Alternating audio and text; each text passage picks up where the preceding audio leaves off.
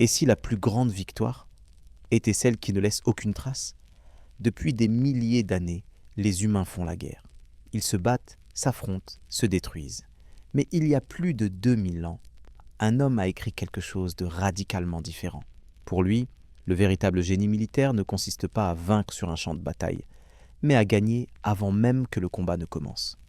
Manipuler sans être vu, désorienter sans attaquer, affaiblir l'ennemi sans lever l'épée. Dans cette vidéo, je vous raconte la pensée de Sun Tzu, un stratège dont les enseignements sont encore utilisés aujourd'hui. Dans la politique, le business, la psychologie, et parfois même dans nos vies quotidiennes, sans que nous en ayons conscience. Si vous appréciez ce type de récit immersif et réflexif, pensez à vous abonner à la chaîne Histoire Cocasse et à laisser un like. C'est le meilleur moyen de soutenir ce travail et d'aider la vidéo à être partagée. Dites-moi aussi en commentaire, dans quel contexte écoutez-vous cette vidéo? Le soir pour vous endormir, en travaillant, en voyage, ou simplement par curiosité? Installez-vous confortablement, baissez la lumière et laissez cette histoire vous accompagner. Car comprendre l'art de la guerre, c'est parfois apprendre à ne jamais avoir à la faire. Vous êtes là, sans date précise, sans année gravée dans la pierre. Dans ce monde ancien, le temps ne s'accroche pas encore à des chiffres alignés. Il se mesure à la durée des hivers, à la couleur des récoltes, au niveau des rivières, à la densité de la brume au petit matin.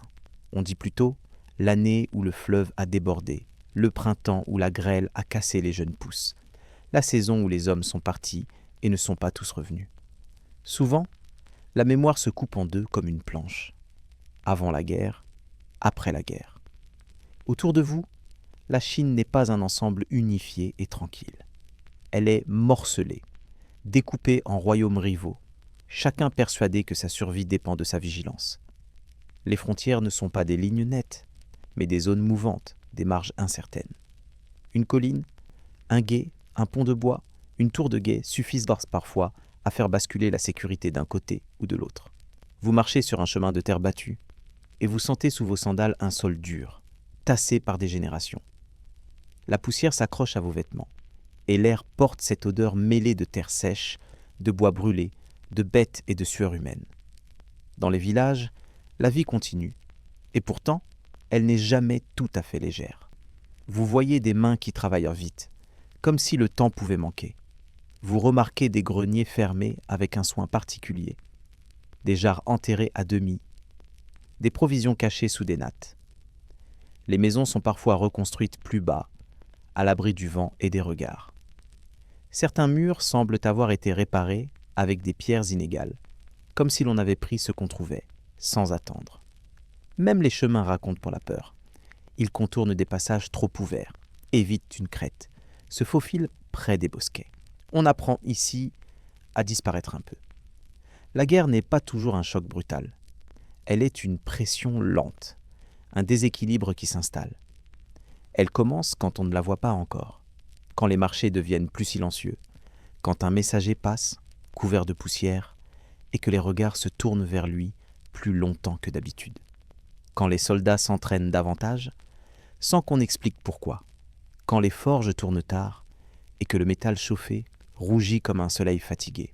Vous écoutez et vous comprenez que les rumeurs sont presque aussi importantes que les ordres. Elles circulent, elles déforment, elles inquiètent, elles préparent les esprits. Personne ne souhaite vraiment la guerre, parce que chacun en connaît le prix. De près, elle n'a rien d'un chant glorieux. Elle sent la fumée froide, la boue, le cuir mouillé. Elle épuise les jambes avant même d'atteindre l'ennemi. Elle vide les greniers, casse les outils, fait fuir les troupeaux, laisse des champs sans bras pour les cultiver. Dans ce monde, un royaume ne meurt pas seulement par l'épée. Il meurt par la faim, par la fatigue, par la confusion. Il meurt quand il s'obstine à frapper alors qu'il devrait respirer, compter, attendre. Vous commencez à percevoir l'importance de choses de très simples. Le riz, le sel, l'eau, le bois. Une armée qui marche est un ventre immense. Elle avale des jours de nourriture, des charges de fourrage, des jarres de boisson, des cordes, des pointes de flèches, des sandales de rechange. Chaque pas coûte, chaque détour coûte. Même la victoire peut coûter trop cher si elle arrive avec des pertes et des routes détruites. Les anciens le disent à voix basse, comme une prière. Gagner, oui, mais rester vivant surtout. C'est dans cette Chine inquiète, dans cet entrelac de routes, de rizières et de fortins, que la pensée de Sun Tzu prend forme. On sait peu de choses certaines sur l'homme, mais on sent, dans ce qui lui est attribué, une lucidité forgée par l'observation. Vous l'imaginez moins comme un amant du fracas que comme un lecteur du réel. Quelqu'un qui regarde les hommes, leurs faiblesses, leurs orgueils, leurs peurs. Quelqu'un qui comprend que les décisions les plus importantes se prennent souvent en silence, loin des cris. Vous pouvez presque sentir ces longues attentes qui composent la guerre bien plus que les combats. Les campements immobiles, les feux qui s'allument au crépuscule, les marmites qui bouillonnent doucement, les visages éclairés par une flamme tremblante. La nuit, le vent change, et tout change avec lui. Une pluie fine peut transformer une plaine en piège. Une chaleur lourde peut casser le souffle d'une troupe. Un froid sec peut voler la force des mains. Alors, on observe le ciel comme on observe un adversaire. On apprend à lire le monde. Peu à peu, une idée s'installe en vous. Simple, profonde, presque apaisante. Frapper trop vite, c'est dépenser une force qu'on ne récupère pas. Parler trop, c'est révéler ce qu'on voulait garder. S'emporter, c'est offrir à l'autre un levier. Dans cette époque, la plus grande puissance n'est pas toujours dans le mouvement, mais dans la maîtrise. Et tandis que la nuit descend lentement sur les plaines, que les bruits se calment, que la respiration des hommes devient plus régulière, vous sentez grandir cette vérité calme. La victoire la plus sûre est celle qui évite le sang, celle qui éteint la guerre avant qu'elle ne s'allume. La nuit est maintenant bien installée. Autour des campements, les bruits se font rares, comme si chacun craignait de troubler quelque chose de fragile. Les conversations s'éteignent peu à peu. On entend seulement le craquement du bois dans les foyers, le souffle régulier des hommes allongés, parfois le hennissement étouffé d'un cheval. Dans ce monde ancien, la nuit n'est jamais totalement rassurante. Elle protège, mais elle dissimule aussi. Elle est un voile sous lequel tout peut se préparer. Vous ressentez cette vigilance constante. Même au repos, personne ne s'abandonne complètement. Un casque reste à portée de main. Une lance est appuyée contre un tronc. Les sentinelles marchent lentement, comptant leurs pas, écoutant le moindre bruit inhabituel. La guerre, ici, n'est pas une explosion soudaine. C'est un état prolongé, une tension que l'on apprend à porter jour après jour, comme un vêtement trop lourd. À l'aube, le monde se remet en mouvement. La lumière glisse sur les plaines, révèle la rosée sur les herbes, fait briller les feuilles de riz. Vous entendez les premiers pas, les ordres murmurés, le bruit des marmites qu'on déplace. Chaque matin est une question silencieuse. Aujourd'hui, faudra-t-il marcher, attendre, négocier ou simplement observer encore? Dans cette incertitude, la patience devient une vertu vitale. Vous comprenez peu à peu que le vrai champ de bataille n'est pas toujours visible.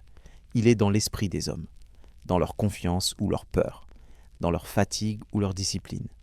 Une armée découragée peut s'effondrer sans avoir combattu. Une troupe sûre de son chef peut tenir sans frapper. C'est là que la pensée de Sun Tzu prend tout son sens. Avant de vaincre l'ennemi, il faut déséquilibrer ce qui le tient debout. Dans les villages, les anciens savent cela depuis longtemps. Ils ont vu des armées passer sans s'arrêter, intimidées par un terrain mal choisi, par des routes étroites, par des réserves bien cachées. Ils ont vu des royaumes céder sans bataille, simplement parce qu'ils n'avaient plus de grains, plus d'alliés, plus d'espoir. La guerre, disent-ils, se gagne souvent là où l'on ne regarde pas, dans les détails que l'impatient juge insignifiants. Vous observez les chefs. Certains parlent pas beaucoup, multiplient les ordres, veulent tout contrôler. D'autres parlent peu, écoutent davantage, laissent leurs officiers respirer. Vous sentez instinctivement lesquels inspirent leur confiance. Dans ce monde ancien, l'autorité ne vient pas seulement du rang, mais de la cohérence. Un chef qui s'agite trop trahit sa peur. Un chef calme transmet une force silencieuse. Les jours passent, et parfois, rien ne se produit. Cette attente peut sembler insupportable, mais elle est essentielle. Chaque jour sans combat économise des forces. Chaque jour d'observation affine la compréhension de l'autre. Sun Tzu enseigne que le temps est une arme. Celui qui sait attendre choisit le moment. Celui qui s'impatiente le subit. Vous commencez à ressentir la lenteur particulière de cette époque. Rien n'est instantané. Un message met des jours à parvenir. Une armée met des semaines à se déplacer. Une erreur se paie sur des saisons entières. Cette lenteur oblige à penser autrement, à prévoir, à imaginer les conséquences avant l'action. Dans ce monde, la ruse n'est pas une trahison morale. Elle est une forme d'économie. Mieux vaut détourner l'ennemi que le briser. Mieux vaut l'user que l'affronter. Un pont détruit au bon moment peut éviter une bataille. Une fausse information peut figer une armée entière. Un silence bien placé peut inquiéter plus qu'un cri. Vous sentez alors combien cette philosophie est liée à la survie. Gagner sans combattre, ce n'est pas refuser le conflit par faiblesse. C'est comprendre que la violence est un outil coûteux, dangereux, irréversible. Chaque homme perdu est une histoire qui s'arrête. Chaque champ brûlé est une fin future. Sun Tzu regarde la guerre comme un médecin regarde une maladie. Parfois, il faut intervenir, mais toujours avec mesure, et seulement quand c'est nécessaire. Le soir revient encore. Les ombres s'allongent, les feux se rallument, vous sentez une fatigue douce, presque hypnotique.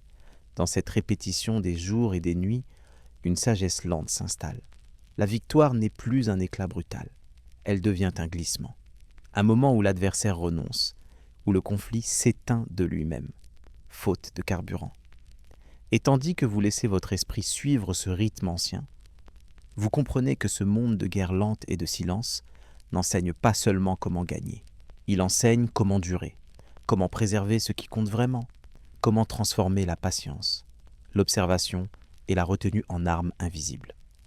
Des armes qui ne font pas de bruit, mais qui décident pourtant du sort des royaumes.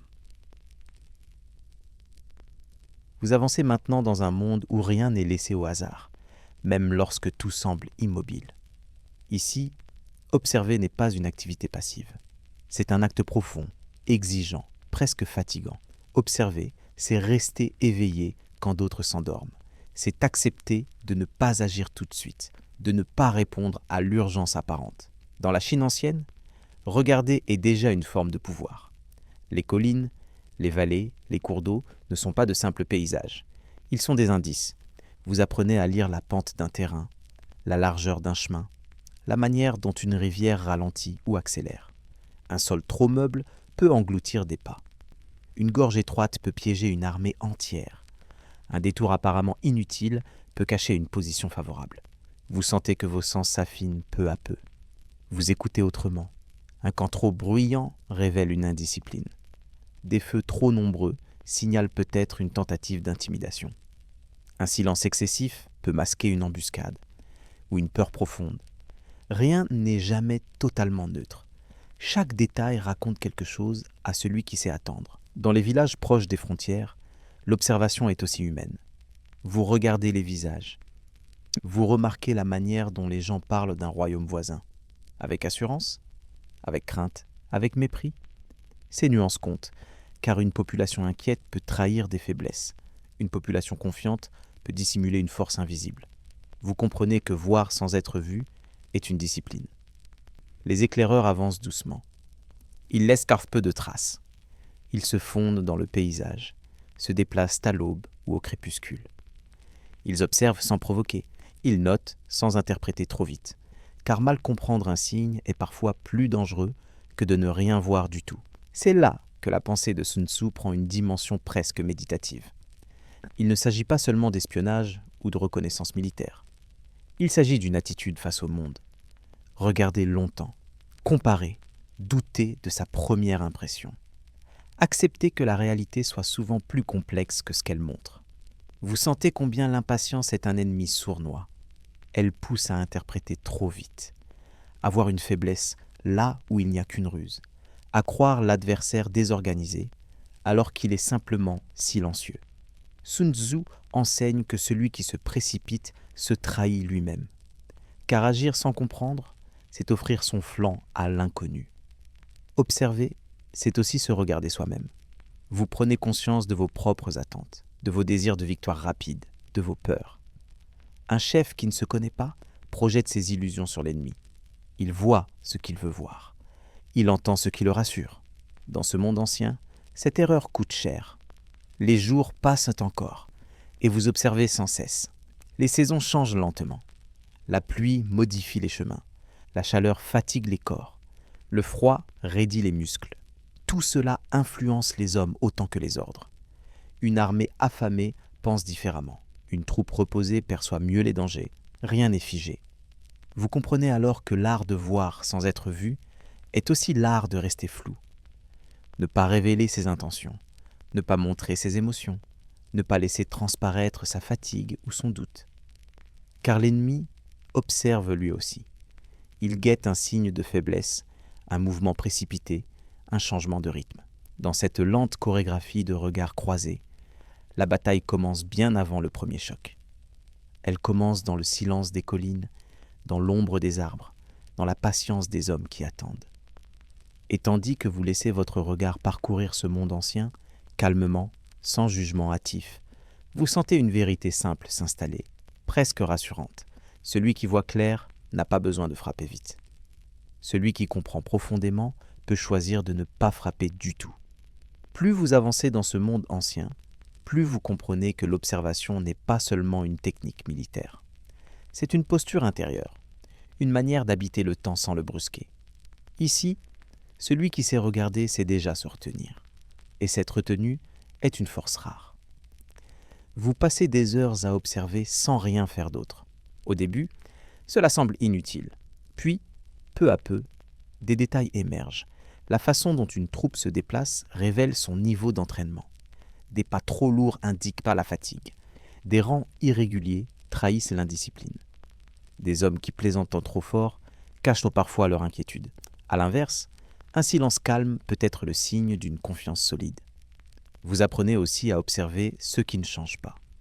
Un camp qui reste identique jour après jour. Des feux disposés de la même manière. Des patrouilles dont les horaires sont trop réguliers. Cette stabilité peut rassurer, mais elle peut aussi devenir une faiblesse. Car ce qui est prévisible peut être contourné. Ce qui se répète sans réfléchir finit par s'exposer. Dans les villages frontaliers, l'observation prend une autre forme. Vous écoutez les conversations anodines. Vous remarquez quels sujets sont évités. Vous sentez la tension dans les silences plus que dans les mots. Quand les habitants hésitent à répondre, quand les regards se détournent. Cela raconte parfois plus que les rumeurs bruyantes. Un peuple inquiet est un miroir de la situation réelle. Un peuple confiant peut dissimuler une force collective redoutable. Vous comprenez alors que voir sans être vu exige une grande humilité. Il faut accepter de ne pas tout comprendre immédiatement. Accepter que certaines informations restent floues. Accepter de vivre avec l'incertitude. Dans ce monde ancien, celui qui exige des réponses rapides prend souvent de mauvaises décisions. La précipitation est un luxe que la guerre ne pardonne pas. Observer, c'est aussi apprendre à tromper doucement le regard de l'autre. Ne pas révéler ses effectifs réels. Varier les déplacements. Laisser croire à une faiblesse passagère. Ou au contraire, suggérer une force exagérée. Il ne s'agit pas de mentir par des mots, mais par des attitudes. Un camp trop calme peut inquiéter plus qu'un camp agité. Une retraite lente peut être plus menaçante qu'une avancée rapide. Vous sentez combien cette stratégie repose sur la compréhension de l'esprit humain. Les hommes redoutent ce qu'ils ne comprennent pas. Ils craignent l'invisible plus que le visible. Ils imaginent des dangers, là où le silence persiste. Sun Tzu a compris que l'ennemi le plus efficace est souvent celui que l'on construit soi-même, dans sa propre peur. Les journées s'étirent. Le soleil monte, redescend, disparaît. La répétition des observations affine votre regard. Vous commencez à anticiper les gestes avant qu'ils ne se produisent, à deviner les intentions à partir de signes presque imperceptibles. Une hésitation dans un ordre, un changement de posture, un regard échangé trop rapidement. Ces détails, insignifiants pour l'impatient, deviennent essentiels pour celui qui sait attendre.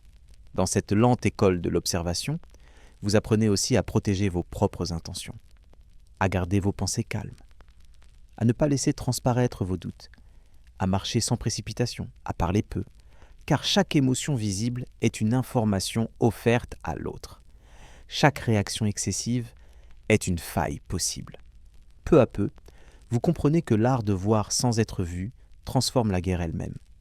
Elle cesse d'être un choc brutal pour devenir un jeu d'équilibre, une danse lente où l'on avance et recule sans se toucher, où l'objectif n'est pas de détruire, mais de désorienter, de fatiguer, de pousser l'adversaire à renoncer de lui-même.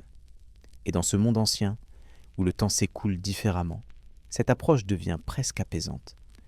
Vous n'êtes plus prisonnier de l'urgence. Vous n'êtes plus dominé par la peur de manquer une occasion. Vous observez calmement, profondément. Et dans cette observation patiente, une certitude douce s'installe en vous. Celui qui voit clairement n'est plus pressé. Celui qui comprend vraiment n'a plus besoin de violence. Car la victoire commence toujours dans le regard, bien avant le geste. Vous commencez à sentir, presque physiquement, que dans ce monde ancien, le temps n'est jamais neutre. Il n'est pas un simple décor immobile dans lequel les événements surgissent puis disparaissent. Il est une matière vivante, lente, épaisse, qui façonne les hommes, les décisions et les destins. Ici, le temps agit même quand rien ne semble se produire.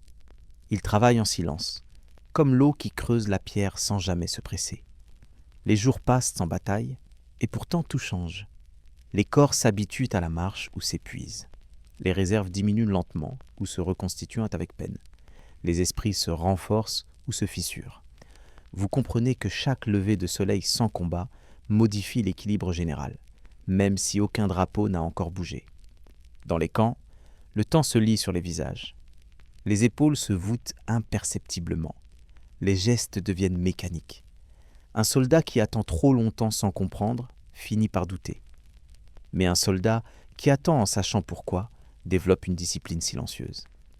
Cette différence est invisible à l'œil pressé, mais elle décide souvent de l'issue d'une guerre.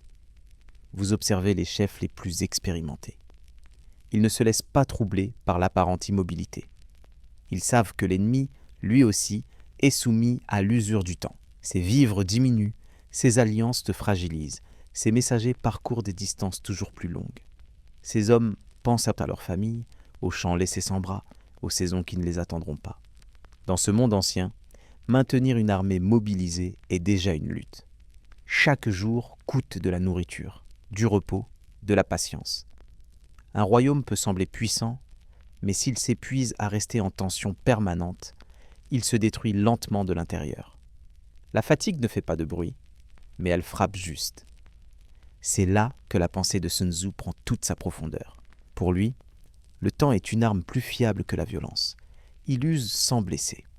Il affaiblit sans alerter. Il pousse l'adversaire à se dévoiler par lassitude, par nervosité, par peur de voir l'occasion lui échapper. Le temps devient un piège invisible, dont les parois se referment lentement. Vous sentez combien l'impatience est un danger constant. Elle murmure au chef fatigué. Elle promet une solution rapide. Elle transforme l'attente en souffrance inutile. Sous son influence, on attaque trop tôt, sur un terrain mal choisi, avec des hommes mal reposés. Dans cette Chine ancienne, beaucoup de défaites commencent par un soupir d'impatience. À l'inverse, attendre demande un courage particulier, un courage calme, discret. Il faut résister aux plaintes des soldats, aux inquiétudes des officiers, aux rumeurs qui circulent dans les villages. Il faut accepter que la meilleure décision du jour soit parfois de ne rien faire, du moins en apparence.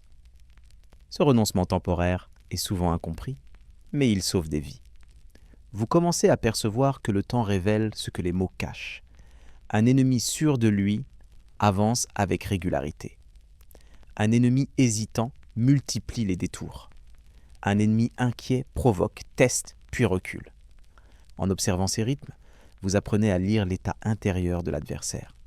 Le temps devient un langage silencieux, que seuls les patients savent déchiffrer. Les saisons, elles aussi, prennent une importance immense. La pluie transforme les chemins en bourbiers. La chaleur alourdit les corps et trouble les esprits. Le froid raidit les mains, ralentit les marches, favorise les maladies. Un chef avisé ne lutte pas contre les saisons. Il les attend, il les intègre. Il accepte que la nature fasse une partie du travail à sa place. Dans les villages, le temps pèse différemment. Les familles comptent les jours. Les réserves sont surveillées avec inquiétude. Les anciens regardent le ciel et les champs, se demandant si les récoltes seront suffisantes. Une guerre prolongée n'attaque pas seulement les soldats. Elle érode la patience de tout un peuple. Un royaume fatigué aspire avant tout à la stabilité, même au prix de concessions. Vous ressentez alors une vérité essentielle, presque évidente. Gagner vite n'est pas toujours gagner juste. Une victoire trop rapide peut laisser derrière elle des terres brûlées, des rancœurs durables, des révoltes futures. Une victoire lente, obtenue par l'usure, la compréhension et le renoncement à la précipitation, laisse souvent un monde plus stable. Dans cette Chine ancienne, le temps n'est donc pas un ennemi à vaincre. Il est un allié à apprivoiser. Celui qui sait attendre quand il le faut, accélérer au moment juste et ralentir quand tout pousse à courir, possède une forme de sagesse profonde. Et tandis que les jours s'étirent, sans fracas, que les nuits se succèdent, semblables et pourtant différentes, vous sentez cette idée s'installer doucement en vous, comme un souffle régulier. La véritable maîtrise ne consiste pas à aller plus vite que l'autre, mais à avancer au bon rythme. Car celui qui sait laisser le temps travailler, pour lui, gagne souvent sans même avoir à combattre. À mesure que les jours s'accumulent, vous sentez que le temps agit aussi sur l'esprit, de façon plus subtile encore que sur les corps. L'attente prolonge les pensées. Elle les fait tourner, parfois en cercle lent, parfois en spirale inquiétante. Un homme qui attend trop longtemps sans repère clair commence à imaginer des dangers partout. Un homme qui attend en comprenant le sens de cette attente apprend, au contraire, à calmer son esprit. Dans les camps, cette différence est palpable. Certains soldats regardent sans cesse l'horizon, comme s'ils attendaient une menace imminente. D'autres accomplissent leurs tâches avec régularité, presque mécaniquement. Ils aiguisent que leurs armes, réparent leurs sandales, rangent que leurs affaires. Cette routine n'est pas un simple passe-temps. Elle est une manière de tenir face au temps, de ne pas se laisser dissoudre par lui. Les chefs les plus sages comprennent cela. Ils organisent les journées, ils instaurent des rythmes. Ils donnent aux hommes l'impression que le temps n'est pas vide, qu'il est rempli de gestes utiles, de préparations silencieuses. Ainsi, l'attente devient supportable. Elle cesse d'être une menace intérieure. Vous remarquez aussi que le temps agit différemment selon les distances. Un ordre mal transmis peut mettre des jours à être corrigé. Une rumeur peut voyager plus vite qu'une armée. Un retard minime, au départ, peut devenir un désastre après plusieurs semaines. Dans ce monde ancien, le temps amplifie tout, les erreurs comme les bonnes décisions. Vous commencez à comprendre pourquoi Sun Tzu insiste tant sur la planification. Prévoir, ce n'est pas vouloir tout contrôler, c'est accepter que le temps transforme les situations et s'y préparer. Un plan souple résiste mieux à l'usure du temps qu'un plan rigide. Celui qui s'accroche à une idée fixe se brise quand le monde change autour de lui. Les alliances, elles aussi, sont soumises à mise au temps. Une promesse faite trop tôt peut se fragiliser. Un soutien attendu trop longtemps peut disparaître. Les royaumes observent, calculent, attendent le moment opportun pour s'engager ou se retirer. Ainsi, parfois, une armée gagne sans combattre simplement parce que ses ennemis ont cessé de croire en une victoire possible. Dans les villages, le temps use la peur, mais il use aussi la colère. Au début, la population redoute la guerre. Puis, si rien ne se produit, cette peur se transforme en lassitude. On aspire à la normalité, à la stabilité, à la reprise des cycles ordinaires. Un chef attentif perçoit ce glissement et l'utilise. Il sait qu'un peuple lassé soutiendra plus facilement une solution pacifique qu'un affrontement prolongé. Vous ressentez alors combien le temps peut devenir un médiateur silencieux. Il apaise certaines tensions. Il en révèle d'autres. Il donne à chacun l'occasion de se trahir, par impatience ou par excès de confiance. Dans cette lente maturation, les masques tombent plus sûrement que sous la pression immédiate. La nuit, lorsque le camp s'apaise, vous entendez le souffle régulier des hommes. Certains rêvent, d'autres restent éveillés, les yeux ouverts dans l'obscurité. Le temps semble suspendu, et pourtant, il continue d'agir. Chaque nuit passée sans combat est une nuit de force préservée. Chaque matin, sans perte, est une victoire discrète. Vous comprenez alors que gagner grâce au temps exige une grande retenue. Il faut résister à la tentation de prouver sa puissance. Résister au désir de conclure rapidement. Résister à la pression des regards extérieurs. Cette retenue, elle est difficile, car elle ne se voit pas. Elle n'apporte ni applaudissements immédiats, ni récit héroïque, mais elle protège l'essentiel. Dans ce monde ancien, le temps devient ainsi un allié invisible, mais exigeant. Il récompense la patience, il punit la précipitation, il révèle la solidité réelle des hommes et des royaumes. Celui qui sait l'écouter comprend quand avancer, quand s'arrêter, et surtout quand laisser les choses se résoudre d'elles-mêmes. Et tandis que vous laissez votre esprit suivre cette lente respiration du monde, vous sentez s'installer en vous une certitude calme. Le temps, bien utilisé, combat à votre place. Il fatigue l'ennemi, clarifie les situations, ouvre des chemins inattendus. Ainsi, sans fracas, sans choc, sans effusion de sang, il devient possible de vaincre, simplement en laissant le temps accomplir son œuvre. Peu à peu, vous comprenez que dans ce monde ancien, la connaissance est une arme plus tranchante que n'importe quelle lame. Mais il ne s'agit pas d'une connaissance abstraite, froide, théorique. Il s'agit d'une compréhension intime, patiente, presque silencieuse, de soi-même et de l'autre. Ici, celui qui ignore ses propres limites est déjà en danger. Celui qui méconnaît l'ennemi marche vers l'erreur. Vous observez les hommes autour de vous, et vous sentez combien chacun porte en lui un mélange de force et de fragilité. Un soldat courageux peut être imprudent. Un officier rigoureux peut devenir rigide. Un chef charismatique peut se laisser griser par l'admiration. Dans ce monde, les qualités poussées trop loin se transforment souvent en faiblesse. Apprendre à se connaître, c'est apprendre à reconnaître ces bascules invisibles. Les chefs les plus sages passent du temps à s'observer eux-mêmes. Ils écoutent leurs réactions, ils notent ce qui les irrite, ce qui les rassure trop vite, ce qui les pousse à agir sans réfléchir. Ils savent que la colère trouble le jugement, que la peur rétrécit la vision, que l'orgueil aveugle. Dans cette Chine ancienne, se connaître soi-même n'est pas un exercice philosophique, c'est une nécessité vitale. Vous sentez combien cette lucidité est difficile. Il est plus simple d'accuser l'ennemi, le hasard ou les circonstances. Il est plus confortable de croire que la défaite vient toujours de l'extérieur. Mais Sun Tzu enseigne que la plus grande menace se cache souvent à l'intérieur. Un chef qui ne maîtrise pas ses émotions devient prévisible. Un chef qui se surestime expose ses hommes à des risques inutiles. Connaître l'ennemi demande la même patience attentive. Il ne s'agit pas seulement de compter ses soldats ou d'évaluer ses armes. Il faut comprendre son caractère, sa manière de penser, ses peurs profondes. Est-il prudent ou impulsif? Attentif aux détails ou obsédé par les démonstrations de force? Soumis à ses conseillers ou isolé dans ses décisions? Chaque réponse ouvre une possibilité stratégique. Vous observez que certains royaumes privilégient la rapidité. Ils attaquent vite, parfois trop vite. D'autres misent sur la défense, la solidité, l'attente. Ces choix révèlent des mentalités. Un ennemi pressé peut être attiré dans un piège. Un ennemi trop prudent peut être immobilisé par l'incertitude. Comprendre cela permet d'agir sans frapper. Dans les villages, cette connaissance passe par des signes discrets. Les habitants parlent-ils librement de leurs dirigeants? Craignent-ils leurs propres soldats autant que l'ennemi? Un peuple oppressé soutient rarement une guerre longue. Un peuple respecté peut accepter de patienter.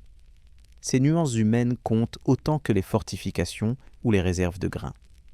Vous ressentez combien cette approche demande du temps. On ne comprend pas un adversaire en quelques jours. Il faut observer ses réactions face à l'attente, à la provocation, au silence. Il faut parfois le laisser agir pour mieux le lire. Car chaque décision qu'il prend révèle quelque chose de lui. Sun Tzu insiste sur cette double connaissance, se connaître soi-même et connaître l'autre. Si l'une manque, le danger apparaît. Un chef qui connaît l'ennemi mais s'ignore commet des excès. Un chef qui se connaît mais ignore l'autre agit à l'aveugle. L'équilibre entre les deux crée une sécurité presque invisible. Vous commencez à percevoir cette vérité calmement. Il ne s'agit pas de dominer par la peur ou la force brute, il s'agit d'agir avec justesse, d'éviter les situations où l'on serait contraint de combattre, de choisir des chemins où la victoire s'impose d'elle-même, parce que l'ennemi se heurte à ses propres limites. Dans cette Chine ancienne, la connaissance devient donc une forme de protection. Elle évite les erreurs coûteuses, elle préserve les forces, elle empêche l'orgueil de prendre le dessus. Vous sentez que cette sagesse est lente, exigeante, mais profondément apaisante. Et tandis que vous laissez ces idées s'installer en vous, vous comprenez que connaître vraiment, c'est déjà transformer la guerre. Car celui qui se connaît et qui connaît l'autre n'a plus besoin de prouver sa puissance. Il avance avec assurance, sans bruit, et très souvent, sans jamais avoir à combattre. Plus vous avancez dans cette compréhension profonde des hommes, plus vous réalisez que connaître l'ennemi ne signifie pas le haïr. Ici, il n'est pas question de nourrir une colère ou un mépris. Il s'agit plutôt d'une lucidité calme, presque détachée. Voir l'autre tel qu'il est réellement, sans le déformer par la peur ou l'orgueil. Car un ennemi caricaturé devient imprévisible. Un ennemi compris devient lisible. Vous observez que chaque chef porte en lui une histoire. Des succès passés qui l'ont rendu confiant, des échecs anciens qui l'ont rendu méfiant. Parfois même des humiliations jamais digérées. Ces expériences façonnent ses décisions bien plus que les règles ou les stratégies écrites. Un homme qui a déjà perdu par excès de prudence osera trop, la fois suivante. Un homme qui a gagné par audace cherchera à reproduire ce schéma, même lorsque les conditions ont changé. Dans ce monde ancien, la guerre est aussi une affaire de tempérament. Certains dirigeants aiment l'ordre, la stabilité, les plans rigides. D'autres aiment le mouvement, l'improvisation, la surprise. Aucun de ces traits n'est mauvais en soi, mais chacun devient une faiblesse lorsqu'il est poussé trop loin. Comprendre cela, c'est savoir où appuyer sans frapper. Vous sentez combien cette lecture des caractères demande de la distance. Il faut éviter de projeter ses propres valeurs sur l'autre. Ce qui vous semble raisonnable peut lui paraître insupportable. Ce qui vous paraît risqué peut lui sembler naturel. Dans cette Chine ancienne, mal interpréter l'esprit d'un adversaire conduit souvent à des décisions inutiles, parfois fatales. Connaître l'ennemi, c'est aussi comprendre ce qu'il protège. Certains royaumes défendent avant tout leurs terres, d'autres défendent peu leur prestige. D'autres encore craignent surtout la révolte intérieure. Un adversaire obsédé par son image réagira violemment à la provocation symbolique. Un adversaire inquiet pour son peuple cédera plus facilement face à une pression prolongée. Ces différences orientent les choix sans qu'une bataille soit nécessaire. Mais cette connaissance serait dangereuse si elle ne s'accompagnait pas d'une connaissance de soi tout aussi exigeante. Vous apprenez à observer vos propres réactions face à l'attente, face au doute, face à l'apparente inaction. Certains jours, vous sentez monter une envie de prouver votre valeur. D'autres jours, une lassitude profonde vous envahit. Reconnaître ces états intérieurs permet de ne pas en être prisonnier. Dans ce monde ancien, un chef qui agit pour calmer sa propre anxiété met ses hommes en danger. Un chef qui attaque pour nourrir son orgueil sacrifie des vies inutilement. La maîtrise de soi devient alors un devoir moral, autant qu'une nécessité stratégique. Elle impose le silence là où l'ego voudrait parler. Elle impose l'attente là où la peur voudrait agir. Vous remarquez aussi que se connaître soi-même implique de connaître ces hommes. Leur endurance réelle, leur morale, leur confiance. Une troupe épuisée ne supporte pas les mêmes décisions qu'une troupe fraîche. Un groupe soudé accepte plus facilement l'attente. Un groupe fragilisé a besoin de repères clairs. Ignorer cela, c'est risquer l'effondrement intérieur avant même l'affrontement. Peu à peu, vous comprenez que la connaissance véritable est toujours relationnelle.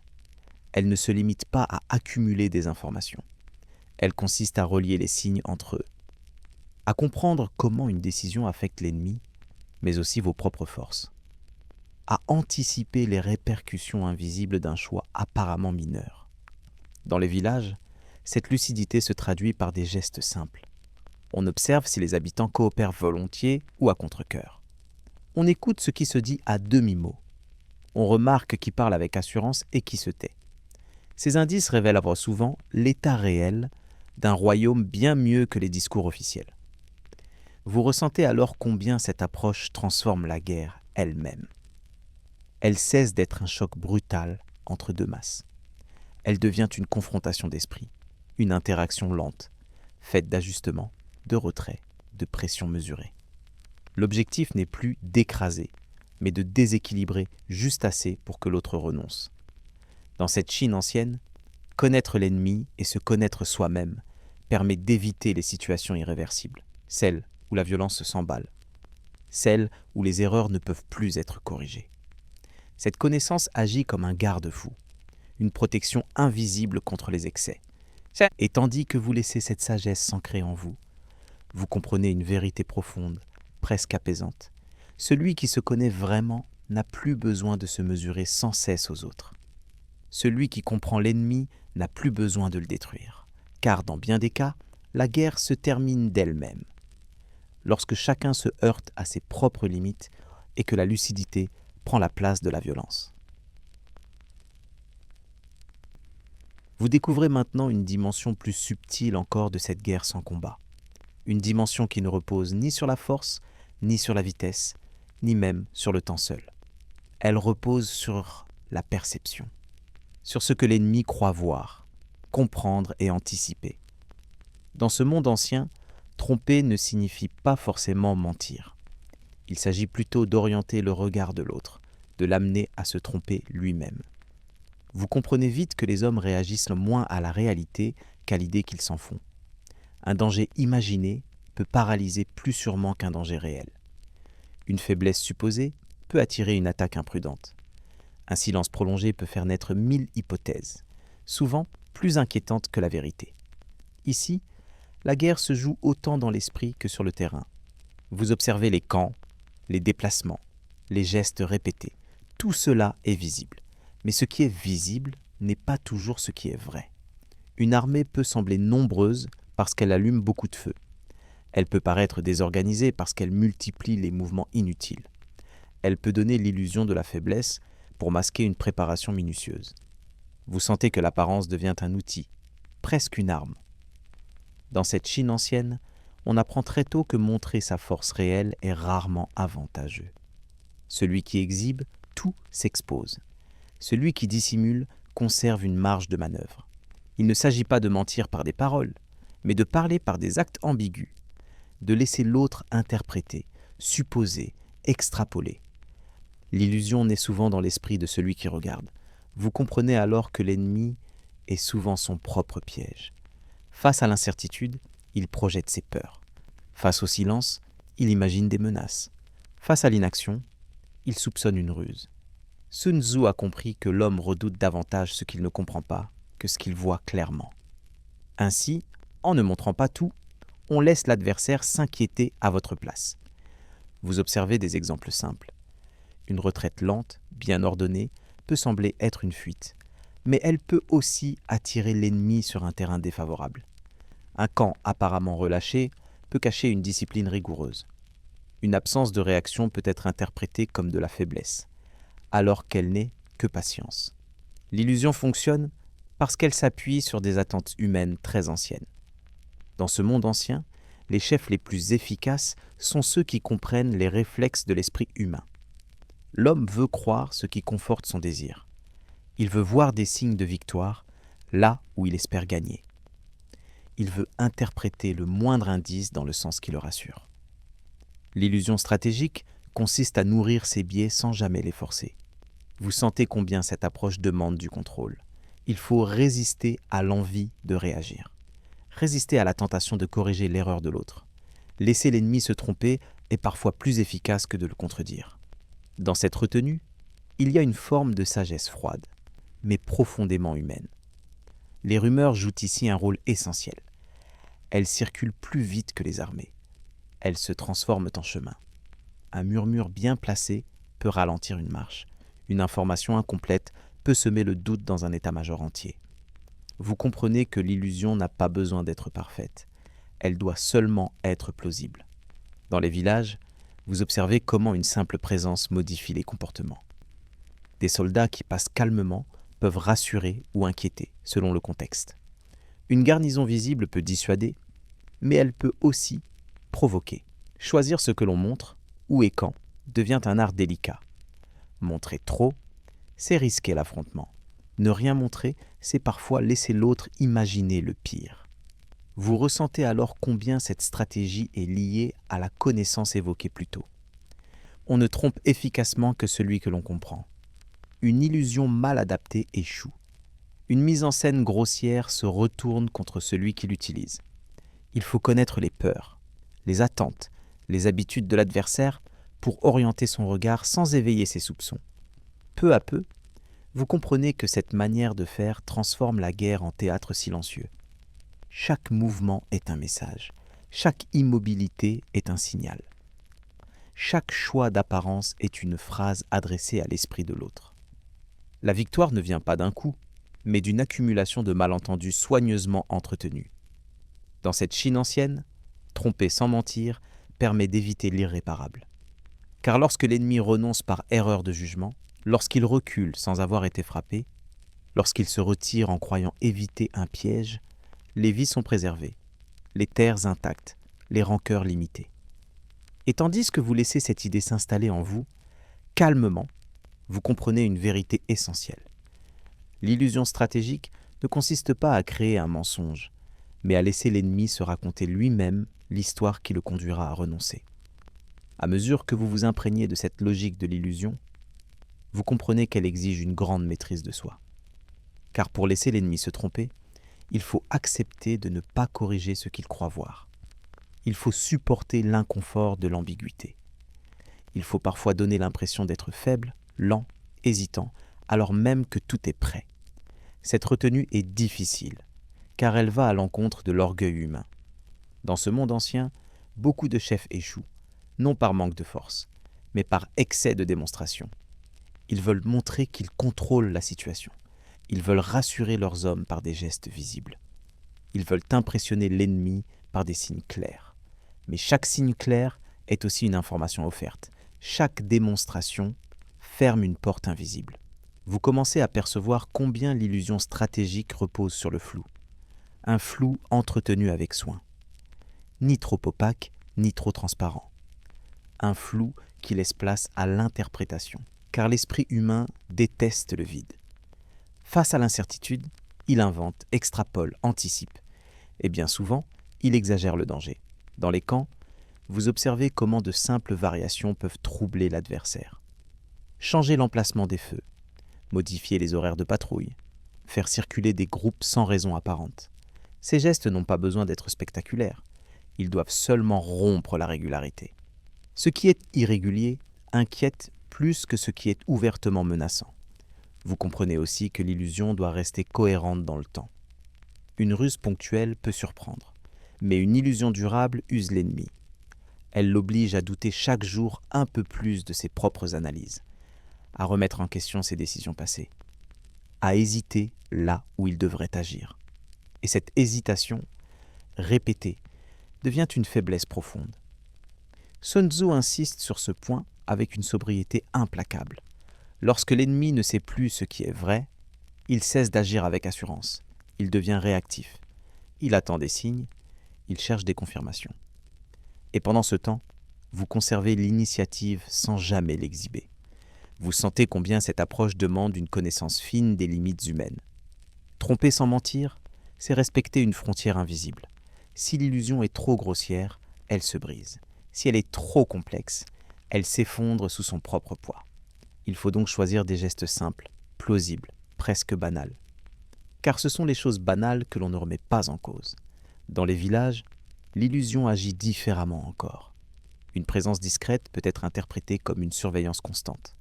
Une absence volontaire peut être perçue comme une préparation secrète. Les habitants, en parlant entre eux, amplifient ces impressions. Ils deviennent, pour malgré eux, les relais de l'illusion. Ainsi, sans jamais prononcer un mensonge, la perception collective se transforme. Vous comprenez alors que l'illusion stratégique n'est pas un art de la manipulation brutale. Elle est un art de la suggestion. Elle s'appuie sur ce que l'autre sait déjà, croit déjà, redoute déjà. Elle ne force rien. Elle accompagne les peurs existantes, les rend plus lourdes, plus crédibles. Et lorsque l'ennemi agit sous l'effet de ces peurs, il croit agir librement. Dans ce monde ancien, cette méthode permet souvent d'éviter l'irréversible, car une armée qui se retire d'elle-même laisse moins de rancœur qu'une armée brisée. Un royaume qui renonce par crainte conserve ses structures. Il peut redevenir un voisin stable plutôt qu'un ennemi juré. La victoire obtenue par l'illusion est souvent plus durable que celle obtenue par la violence. Vous ressentez aussi que cette stratégie protège celui qui l'emploie. Moins de combats signifie moins de pertes. Moins de destruction signifie plus de stabilité. Moins de sang versé signifie moins de cycles de vengeance. Dans une époque où chaque guerre laisse des cicatrices profondes, cette retenue est précieuse. À mesure que la nuit tombe et que les feux s'allument, vous observez ce théâtre silencieux se poursuivre. Rien ne semble se passer, et pourtant, tout se joue. Dans les esprits, dans les calculs, dans les hésitations. La guerre avance sans bruit, sans choc, presque sans trace.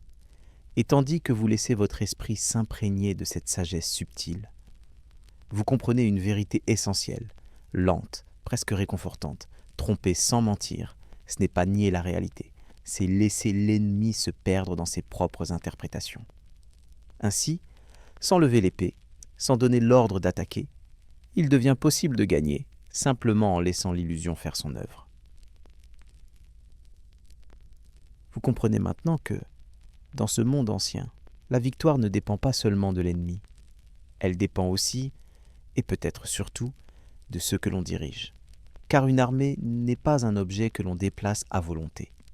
C'est un ensemble d'hommes fatigués, inquiets, courageux parfois, fragiles souvent, chacun portant son propre poids invisible.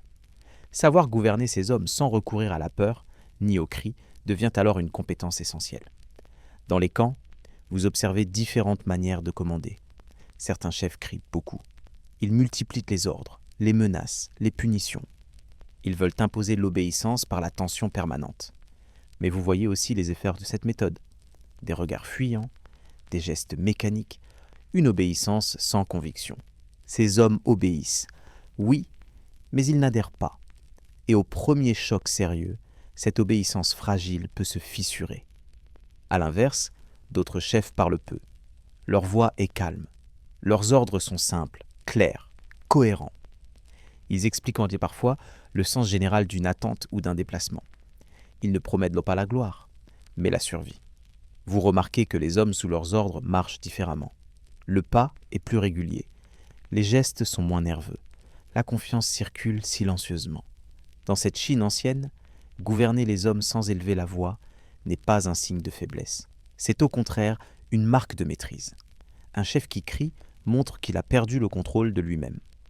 Un chef calme montre qu'il maîtrise la situation, même lorsqu'elle est incertaine. Et cette maîtrise se transmet, presque inconsciemment.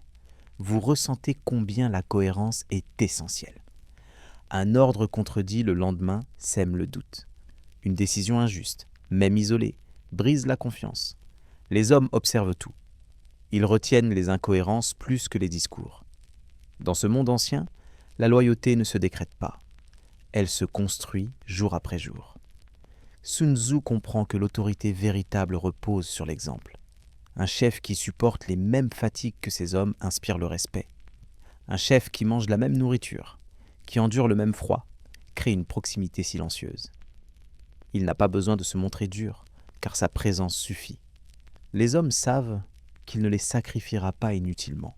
Vous observez aussi l'importance de la prévisibilité. Non pas une rigidité aveugle, mais une constance. Les hommes doivent savoir à quoi s'attendre. Ils doivent sentir que les décisions suivent une logique, même si cette logique n'est pas toujours expliquée en détail. L'imprévisibilité du chef crée l'angoisse. La constance apaise. Dans les longues périodes d'attente, cette manière de gouverner prend toute son importance. Quand rien ne se passe, l'esprit vagabonde. Les doutes surgissent.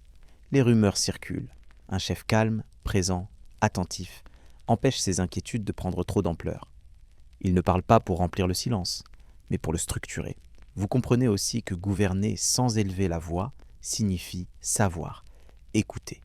Les chefs efficaces prêtent attention aux signaux faibles. Une fatigue inhabituelle, un moral en baisse, un conflit discret entre soldats. Intervenir tôt, avec mesure, évite des tensions plus graves. Ignorer ces signaux, c'est laisser la cohésion se fissurer lentement. Dans ce monde ancien, la discipline n'est pas seulement une affaire de règles. Elle est une affaire de sens. Pourquoi attendre? Pourquoi ne pas attaquer? Pourquoi marcher ici plutôt que là? Lorsque les hommes perçoivent une intention, même vague, ils supportent mieux l'effort. Lorsque tout semble arbitraire, l'usure devient dangereuse. Vous sentez combien cette approche protège aussi le chef lui-même. Un chef qui gouverne par la peur doit sans cesse en rajouter. Il devient prisonnier de son propre personnage. Un chef qui gouverne par la confiance peut rester silencieux. Il n'a pas besoin de se prouver quoi que ce soit. À mesure que les jours passent, vous voyez cette autorité discrète produire ses effets. Les hommes restent attentifs. Ils acceptent l'attente. Ils ne cherchent pas à provoquer l'affrontement par ennui ou frustration. Ils comprennent que ne pas combattre n'est pas une fuite, mais un choix. Et tandis que vous observez ces campements calmes, ces ordres donnés à voix basse, ces gestes mesurés, vous comprenez une vérité essentielle, profondément apaisante. Une armée bien gouvernée n'a pas besoin d'être poussée vers la guerre. Elle est capable de rester immobile quand il le faut. Et c'est souvent cette immobilité maîtrisée qui ouvre la voie à la victoire, sans cri, sans fracas, et parfois sans jamais combattre. Plus le temps passe, plus vous percevez que gouverner les hommes sans hausser le ton demande une attention constante. Ce n'est pas un état acquis une fois pour toutes. C'est un équilibre fragile, entretenu jour après jour, geste après geste.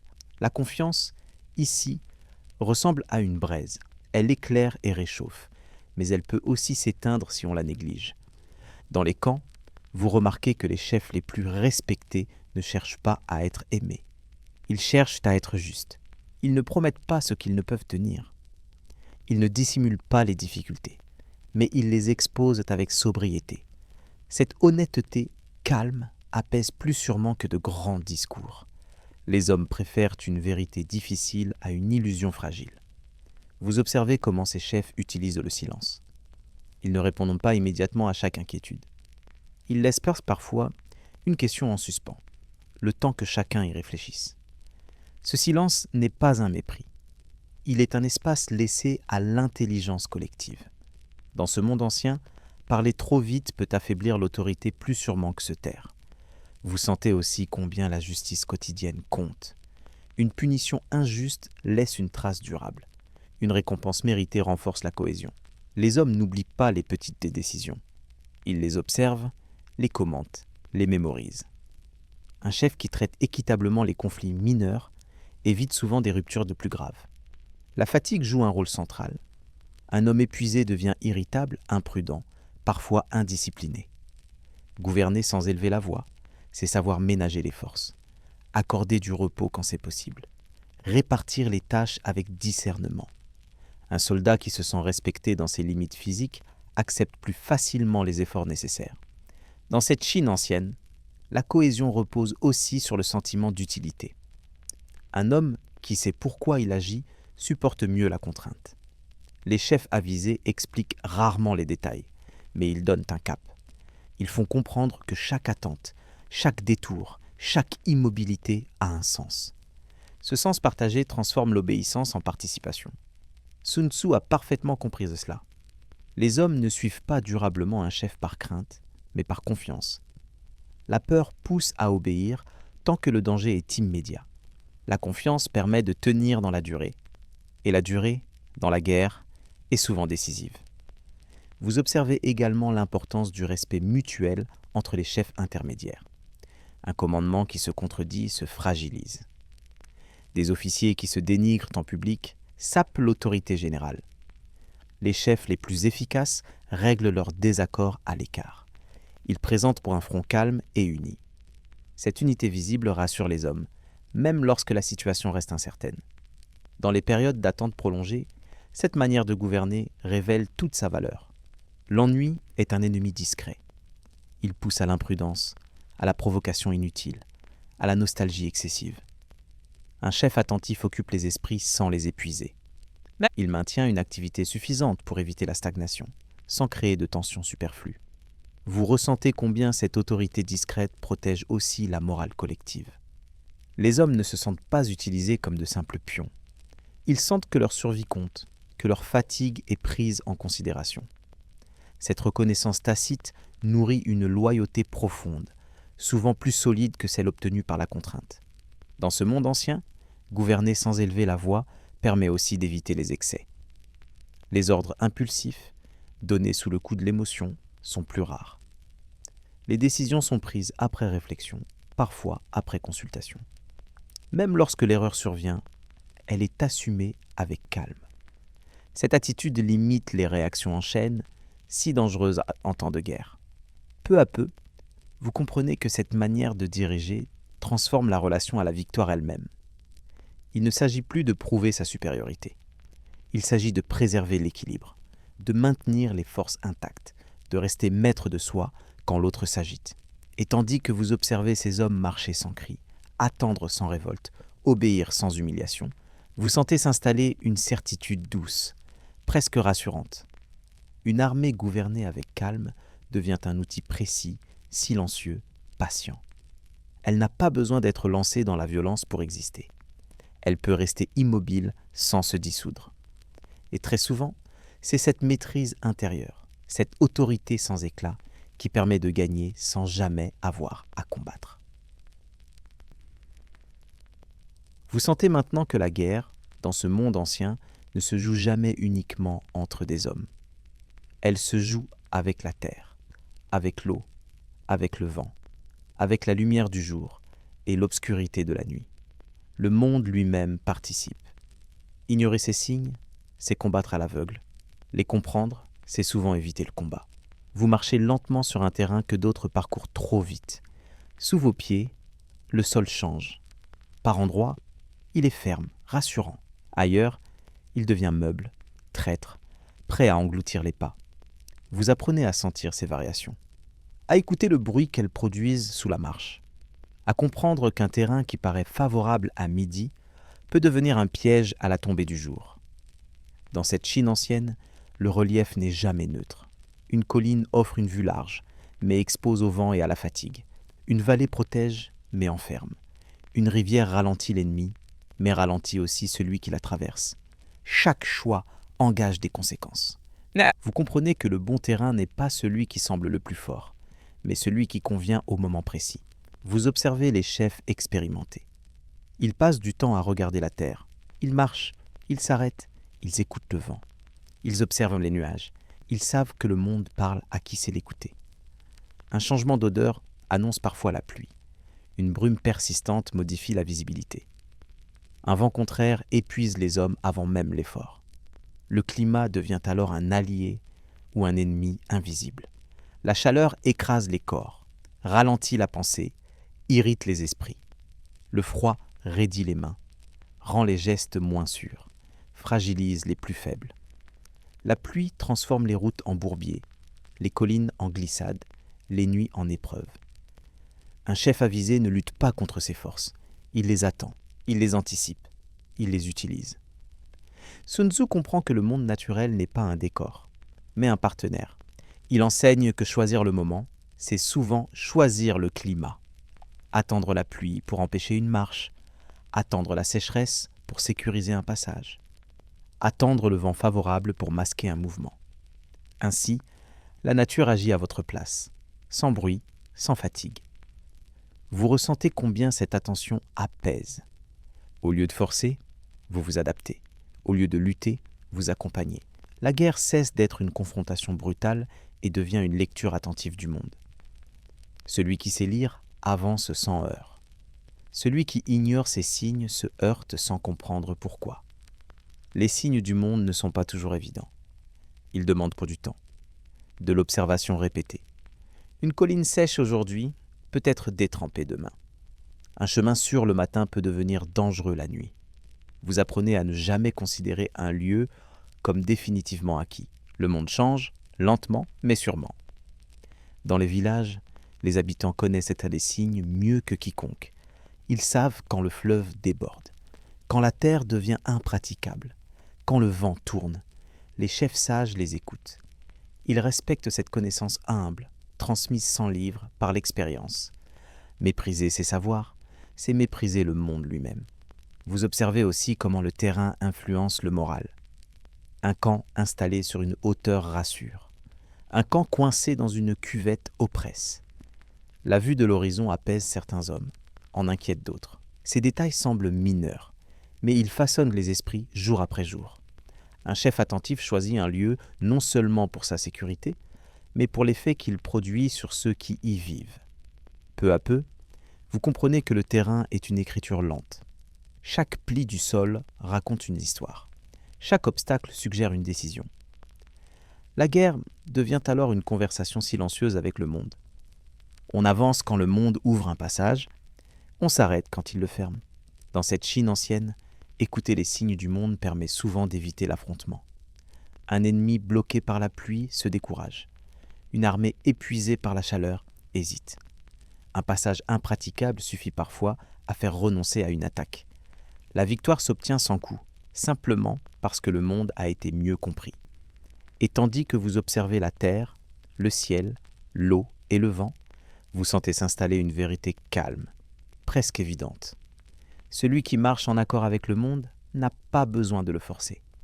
Celui qui sait lire les signes n'a pas besoin de frapper, car la nature, patiente et silencieuse, offre souvent les chemins de la victoire à ceux qui prennent le temps de l'écouter. À force d'observer la terre et le ciel, vous comprenez que le monde ne donne jamais les mêmes réponses deux fois. Un même chemin peut être accueillant un jour, hostile le lendemain. Une plaine ouverte peut rassurer sous un soleil clair, puis devenir oppressante sous une brume épaisse. Rien n'est figé. Et cette instabilité oblige l'esprit à rester souple, attentif, humble. Vous remarquez que les chefs les plus sages ne parlent pas du terrain comme d'un simple obstacle à franchir. Ils en parlent comme d'un être vivant. Ils savent qu'il faut le respecter. Ils savent qu'on ne gagne rien à le contraindre. Forcer une marche sous une pluie battante fatigue inutilement les hommes. Insister sur un passage dangereux parce qu'il est le plus court conduit souvent à l'erreur. Dans ce monde ancien, le plus court n'est presque jamais le plus sûr. Le climat, lui aussi, impose son rythme. Il ne se plie pas aux ordres, il ne répond pas aux injonctions. Vous sentez la chaleur alourdir les paupières, ralentir la pensée, rendre chaque geste plus coûteux. Vous sentez le froid mordre les doigts, rendre la prise incertaine, transformer la moindre négligence en souffrance. Ces sensations, vécues jour après jour, façonnent les décisions bien plus que les discours. Vous comprenez alors pourquoi attendre est parfois un acte de courage. Attendre que la pluie cesse, attendre que la brume se lève, attendre que le vent tourne. Ceux qui refusent d'attendre prétendent maîtriser le monde. Mais le monde se venge toujours de cette arrogance, tôt ou tard. Attendre ici, ce n'est pas renoncer, c'est reconnaître une limite et s'y adapter. Les signes du monde ne sont pas toujours spectaculaires. Ils se cachent dans des détails infimes. Un silence inhabituel dans les oiseaux. Une odeur de terre lourde avant l'orage. Un changement presque imperceptible dans la direction du vent. Les hommes pressés ne les remarquent pas. Les hommes attentifs les accueillent comme des avertissements bienveillants. Dans les camps, vous voyez comment cette attention influence les choix. On déplace les tentes avant la pluie, pas après. On consolide un passage avant que la rivière ne monte. On change l'orientation du camp pour se protéger du vent nocturne. Ces décisions semblent modestes, mais elles préservent les forces. Elles évitent les maladies, les blessures inutiles, l'épuisement moral. Ainsi, la guerre se gagne aussi par le soin porté aux détails invisibles. Vous remarquez également que le terrain agit sur l'ennemi autant que sur vous. Un adversaire contraint d'attendre à cause du climat doute de ses choix. Une armée ralentie par un sol impraticable perd sa confiance. Les hommes commencent à la murmurer. Les officiers s'agacent. La cohésion se fragilise. Sans qu'aucune bataille n'ait lieu, l'équilibre intérieur se rompt peu à peu. Dans cette Chine ancienne, de nombreuses confrontations se dissolvent ainsi. Une armée renonce parce que la saison n'est plus favorable. Un chef reporte son attaque parce que le terrain ne lui offre plus d'avantages. La violence est évitée non par faiblesse, mais par lucidité. Comprendre quand le monde ferme ses portes est une forme de sagesse rare. Vous comprenez aussi que les signes du monde ne parlent pas seulement aux chefs. Les soldats les ressentent dans leur corps. Ils sentent quand une marche est trop longue, quand la chaleur devient écrasante, quand l'humidité s'installe dans les os. Un chef qui ignore ses signaux corporels prépare une rupture silencieuse. Un chef qui les écoute renforce la confiance sans avoir besoin de mots. Dans les villages, cette attention au monde crée un lien invisible. Les habitants reconnaissent ceux qui respectent la terre. Ils aident plus volontiers ceux qui ne la maltraitent pas. Ils partagent leurs connaissances, leurs observations, leurs inquiétudes. Cette coopération discrète devient un avantage immense, car le monde se comprend mieux à plusieurs regards qu'à un seul. Peu à peu, vous ressentez que cette manière d'agir transforme profondément la guerre. Elle la rend plus lente, mais aussi plus sûre. Elle remplace la brutalité par l'ajustement, la précipitation par l'écoute. Au lieu de chercher à dominer le monde, on cherche à s'y inscrire sans heurts. Dans cette approche, la victoire n'est plus un moment spectaculaire. Elle est un glissement progressif. Un ennemi qui recule parce que le terrain lui est devenu hostile. Un conflit qui s'éteint parce que les conditions ne le soutiennent plus. Des hommes qui rentrent chez eux sans avoir combattu parce que le monde lui-même a parlé. Et tandis que vous laissez votre regard suivre les reliefs, les nuages, la lumière changeante du jour, vous sentez cette certitude s'installer doucement en vous. Celui qui sait écouter la terre, le ciel et le temps n'a pas besoin d'imposer sa volonté. Il avance quand le monde l'y invite. Il s'arrête quand il le lui demande. Et très souvent, en respectant ces signes discrets, il traverse la guerre sans la provoquer et atteint la victoire sans jamais avoir à combattre. Vous commencez à percevoir une idée centrale, presque déroutante par sa simplicité. La véritable victoire se décide bien avant que les hommes ne se rencontrent. Dans ce monde ancien, le choc des armes n'est souvent que la conclusion d'un processus déjà accompli. Quand la bataille éclate, tout est déjà joué, ou presque. Les forces sont déséquilibrées, les esprits sont entamés, les choix possibles ont été réduits. Vous sentez que vaincre avant la bataille ne signifie pas écraser l'ennemi dans l'ombre. Il s'agit plutôt de l'amener, lentement, à perdre sa capacité à décider librement, à douter, à hésiter, à remettre sans cesse l'instant d'agir. Un adversaire qui hésite a déjà commencé à perdre. Dans les camps ennemis, cela se manifeste par des signes discrets. Les conseils s'éternisent, les décisions sont repoussées au lendemain, les ordres changent, les hommes sentent cette indécision, même si personne ne la formule clairement. Ils marchent moins assurés, ils observent davantage, ils attendent un signal qui ne vient pas. Vous comprenez que cette situation n'est pas le fruit du hasard. Elle résulte d'une accumulation patiente d'actions mesurées, des attentes prolongées, des mouvements ambigus, des silences calculés, des informations incomplètes. Tout cela use l'ennemi sans qu'un seul coup soit porté. Sun Tzu enseigne que le sommet de l'art militaire consiste à briser la résistance de l'ennemi sans livrer bataille, non par cruauté, mais par intelligence. Car une armée qui renonce conserve ses hommes, ses terres, ses structures. Elle peut devenir un voisin stable plutôt qu'un ennemi irréconciliable. La paix obtenue ainsi est souvent plus durable que celle imposée par la force. Vous observez comment l'ennemi commence à se battre contre lui-même. Les officiers se soupçonnent, les interprétations divergent. Certains veulent attaquer pour en finir, d'autres préfèrent attendre. Ces tensions internes consomment une énergie immense, une énergie qui ne sera plus disponible si la bataille a lieu. Vous comprenez aussi que vaincre avant la bataille passe par la maîtrise de l'initiative. Celui qui impose le rythme impose le cadre, en avançant puis en s'arrêtant, en disparaissant puis en réapparaissant ailleurs. Vous forcez l'ennemi à réagir. Il n'agit plus selon son plan, mais selon le vôtre, même s'il l'ignore. Dans cette dynamique, chaque jour sans combat est une victoire silencieuse. Les vivres ennemis diminuent. Le moral s'érode. Les hommes pensent à leur foyer, aux saisons qui passent, à l'incertitude qui s'éternise. Vous sentez combien cette attente pèse plus lourdement que l'effort bref d'un affrontement. Les villages frontaliers deviennent alors des indicateurs précieux. Quand l'ennemi n'ose plus s'y montrer, quand il renforce inutilement ses postes, quand il évite certains axes, tout cela signale une perte de confiance. La bataille n'a pas commencé, mais l'ennemi recule déjà intérieurement. Vous ressentez aussi que cette stratégie protège vos propres forces. Vos hommes restent intacts, leur énergie est préservée. Ils ne portent pas le poids des pertes inutiles. Ils ne nourrissent pas de rancœur excessive. Cette retenue renforce leur cohésion et leur confiance dans le commandement. Vaincre avant la bataille demande cependant une grande discipline. Il faut résister à la tentation de conclure par la force. Il faut accepter que la victoire soit invisible, parfois même incomprise. Certains hommes rêvent d'un affrontement clair, d'un moment décisif. Mais le chef avisé sait que ses rêves coûtent cher. Dans ce monde ancien, l'ennemi vaincu avant la bataille conserve une dignité relative. Il peut se retirer sans humiliation totale. Cette possibilité réduit les risques de vengeance future. Elle ouvre la voie à des accords, à des stabilités nouvelles. La victoire devient alors un rééquilibrage, non une destruction. Vous sentez que cette approche transforme profondément votre rapport à la guerre. Elle cesse d'être un événement spectaculaire.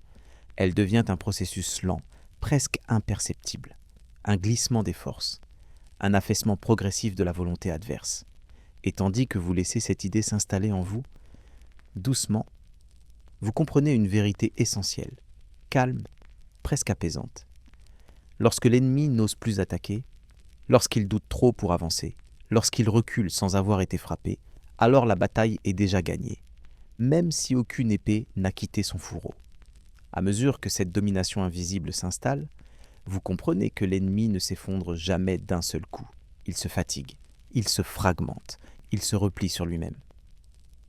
La défaite commence rarement par un cri. Elle débute souvent par un soupir, par un doute, par une décision remise à plus tard. Dans les conseils ennemis, les discussions deviennent plus longues, plus confuses. Les arguments se répètent. Les certitudes d'hier sont contestées aujourd'hui. Certains officiers se souviennent d'anciennes défaites. D'autres craignent de perdre leur prestige. Chacun défend sa vision, non plus pour gagner, mais pour ne pas porter seul la responsabilité de l'échec. Cette atmosphère lourde est un signe clair. L'unité intérieure se fissure. Vous sentez combien cette désunion est précieuse. Une armée divisée contre elle-même n'a plus besoin d'être attaquée. Elle s'épuise dans ses propres contradictions. Les ordres deviennent hésitants. Les contre-ordres se multiplient. Les soldats ne savent plus à quoi s'en tenir. Ils obéissent encore, mais sans conviction profonde. Vaincre avant la bataille consiste précisément à provoquer cet état. Non par des attaques directes, mais par une pression constante, diffuse, difficile à identifier. Un mouvement ici, une attente prolongée là, un retrait soudain qui laisse l'ennemi perplexe. Tout cela crée un sentiment d'insécurité permanente. L'ennemi ne sait plus quand agir, ni même s'il doit agir. Vous comprenez aussi que cette stratégie agit sur le temps intérieur.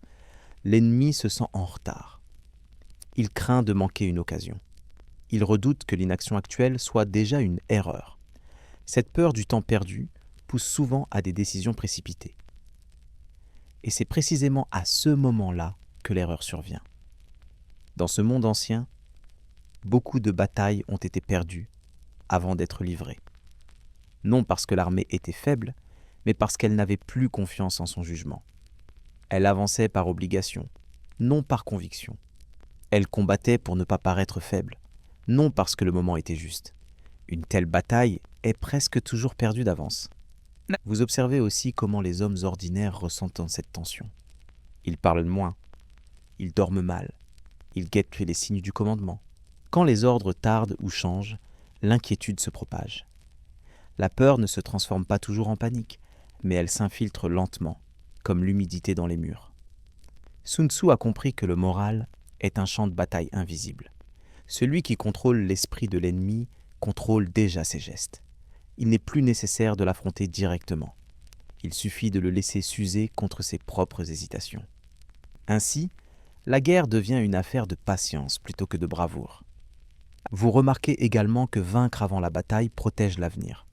Un ennemi écrasé par la force nourrit la rancune. Un ennemi qui renonce par lassitude accepte plus facilement la paix. Il conserve une part de dignité. Il peut se reconstruire sans chercher immédiatement la revanche. Cette nuance, invisible sur le moment, pèse lourd sur les années qui suivent. Dans les villages, Cette victoire silencieuse se manifeste par un retour progressif à la normalité. Les marchés reprennent, les routes se rouvrent, les hommes rentrent chez eux sans avoir vu le sang. La guerre s'éteint sans avoir vraiment commencé. Et ce soulagement collectif est une richesse immense. Vous ressentez aussi que cette stratégie exige une grande maîtrise personnelle. Il faut savoir s'arrêter quand la victoire est acquise. Ne pas chercher à humilier, ne pas prolonger la pression inutilement, car l'ennemi qui n'a plus rien à perdre devient dangereux. La sagesse consiste à reconnaître le moment où l'autre est prêt à céder. Peu à peu, vous comprenez que vaincre avant la bataille n'est pas une ruse spectaculaire, c'est une accumulation de décisions modestes, cohérentes, patiemment alignées. C'est refuser l'éclat pour préférer l'efficacité. C'est accepter que la victoire soit discrète, parfois même invisible aux yeux des contemporains. Dans cette Chine ancienne, cette manière de faire est profondément respectée. Elle montre une compréhension fine des hommes et du monde. Elle évite le gaspillage des vies. Elle préserve l'équilibre fragile des royaumes. Elle transforme la guerre en un dernier recours, non en une fatalité.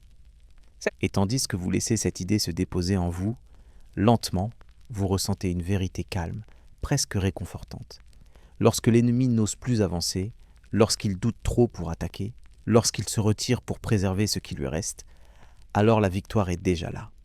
Silencieuse, stable, obtenue sans fracas, simplement parce que la bataille n'a jamais eu besoin d'exister.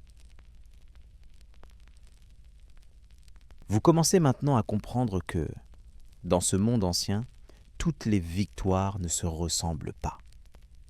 Certaines sont bruyantes, éclatantes, racontées pendant des générations. D'autres sont discrètes, presque invisibles, et pourtant bien plus profondes. Ce sont ces victoires imparfaites, celles où le sang ne coule pas, qui intéressent le plus Sun Tzu, non parce qu'elles flattent l'orgueil, mais parce qu'elles préservent l'essentiel. Vous ressentez d'abord une légère résistance intérieure à cette idée. Depuis toujours, on imagine la victoire comme un moment net, tranché, incontestable. Un ennemi vaincu, un champ de bataille déserté, des cris, des récits, des trophées. Mais ici, la victoire ressemble davantage à un apaisement progressif, un relâchement des tensions, une guerre qui se défait d'elle-même, faute de raison de continuer. Dans cette Chine ancienne, une victoire sans combat laisse souvent une impression étrange. Rien ne semble avoir changé.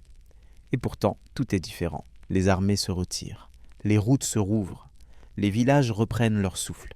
Il n'y a pas de jour précis pour célébrer la fin. Pas de date gravée dans la pierre. Simplement, un matin, on comprend que la menace s'est éloignée.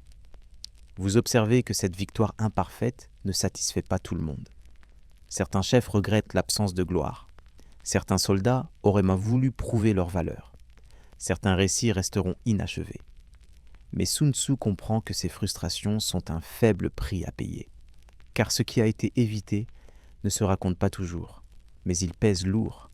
Les morts absents, les maisons intactes, les champs encore fertiles.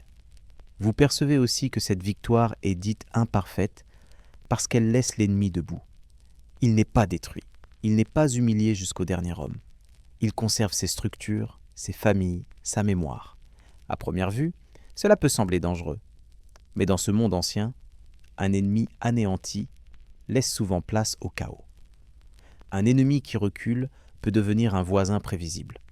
La sagesse de Sun Tzu repose sur cette lucidité. La destruction totale crée des vides. Et les vides attirent toujours la violence. En laissant l'ennemi intact mais découragé, on stabilise la situation. On transforme un conflit en équilibre. Un équilibre fragile, certes, mais préférable à la ruine.